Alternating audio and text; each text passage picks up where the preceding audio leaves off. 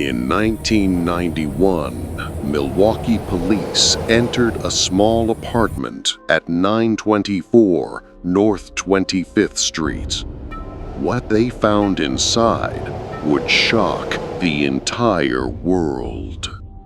Human remains in the refrigerator, photographs of dismembered bodies, and the man responsible standing calmly as if nothing had happened. His name was Jeffrey Dahmer. This is not just a story about a killer.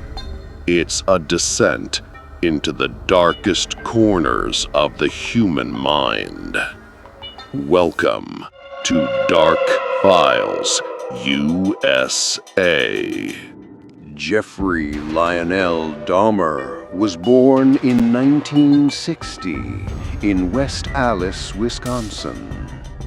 From a distance, he looked like any other quiet American kid. But even as a child, there were signs. He collected animal bones, fascinated by the sound they made. He dissected small creatures, not out of cruelty, but curiosity. His father, a chemist, thought it was just a phase, but it wasn't. When his parents' marriage began to collapse, Jeffrey's world fell apart. Loneliness became his only friend, and death his obsession. By 18, Dahmer had already committed his first murder. Stephen Hicks, a hitchhiker he brought home for a few drinks. When Stephen tried to leave, Dahmer struck him with a dumbbell and dismembered his body. He buried the remains in the backyard.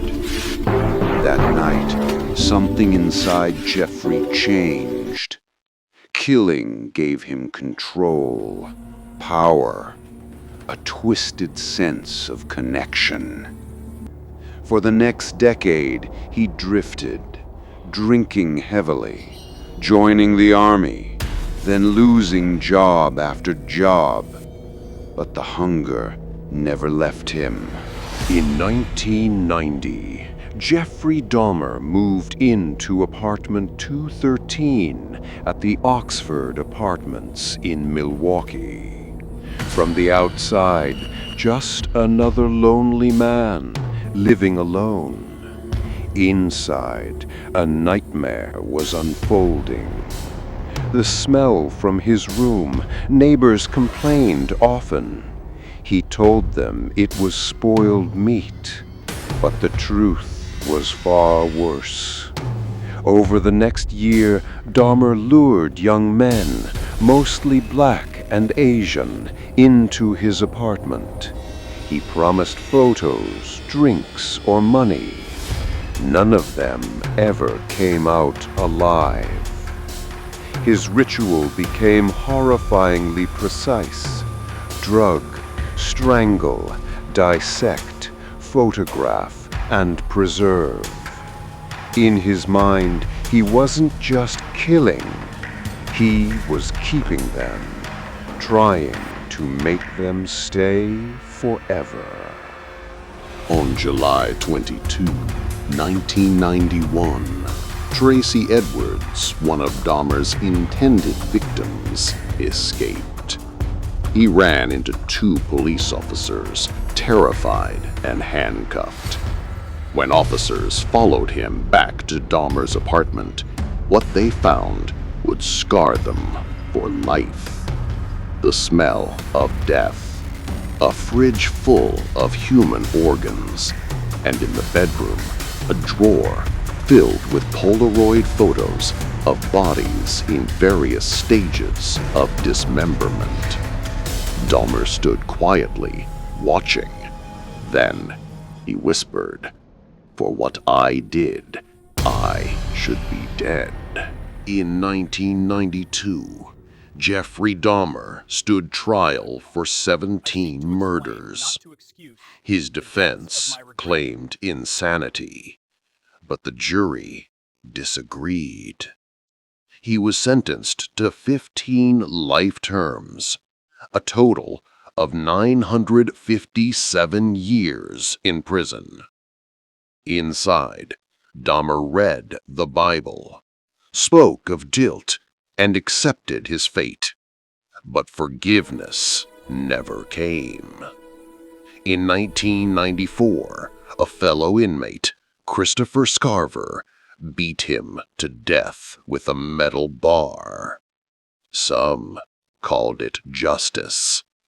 Others called it mercy. Today, the apartment building is gone, demolished, but its shadow still looms over Milwaukee. Psychologists study Dahmer's case to understand one question: how does a human being lose all sense of humanity? He wasn't a monster from birth. He was created, shaped by isolation, obsession, and neglect. In the end, Jeffrey Dahmer's story isn't just about death. It's about what happens when darkness goes unnoticed until it's too late. The walls of apartment 213 are gone.